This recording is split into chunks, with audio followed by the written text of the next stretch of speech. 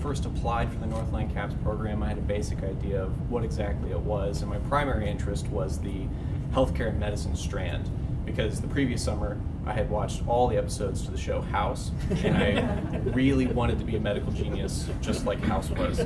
So I had basically filled out an application, and I had mentioned the fact that not only was I interested in becoming a physician of internal medicine, but I was also interested in becoming a biomedical or pharmaceutical engineer, and that was basically my dad telling me that I needed a diploma that matched the STEM curriculum, because there's not a job market anywhere else.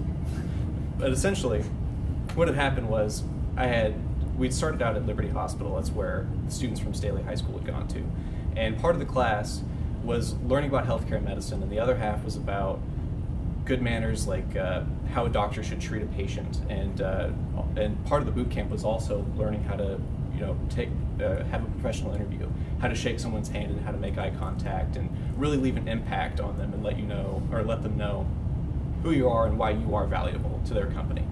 And I had learned how to take vitals. I had become CPR certified. I started learning about all the different human body systems, like cardiac system, the respiratory system, and I didn't like it. It wasn't what I thought it was going to be. And obviously, going into a program after watching a TV show as your only source of motivation isn't necessarily the best idea. And that's probably the greatest thing I got out of CAPS was going into it thinking that I really wanted to be something. And medical school is a lot of money to waste if you don't know for sure if that's what you want to be as a doctor. So I'm also one of the varsity members of the speech and debate program at Staley High School. And as I'd started to become more skilled and I'd gotten more experienced in speech and debate, I had found an interest in law and politics and government. And I had expressed this to my instructor at Northland CAPS and to Ms. Deeds. And Ms. Deeds had actually found a lawyer with the Smithville Rotary. His name is Stephen Wolcott, and he was basically my employer. I started an internship at his office in January, and I started doing work that he would describe as work that second and third year law students do. I would attend depositions. Most of the questions that Stephen would ask are questions that I had written for him based on the information that I was given. I would analyze evidence. I would search through the statutes, sift through the statutes for a question that he would like me to answer.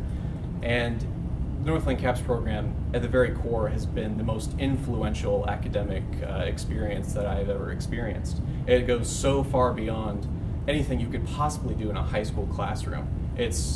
You can try and emulate it, but you just can't. It's an experience that will really let you know where you want to go with your career and your education. And I had such a good time in the program, and I loved working in the law office that I had started a paid internship during the summer, and I'm actually finishing up my last week as a paid law clerk in Stephen Wolcott's office.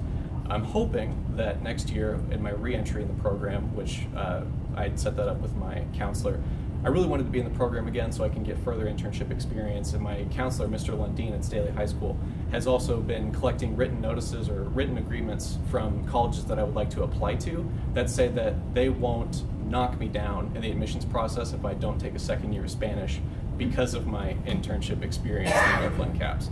So it's definitely, I can't express it enough, it's been one of the most influential academic experiences that I've ever gone through, and applying has definitely been the best decision that I've made as a student. How about some questions that you might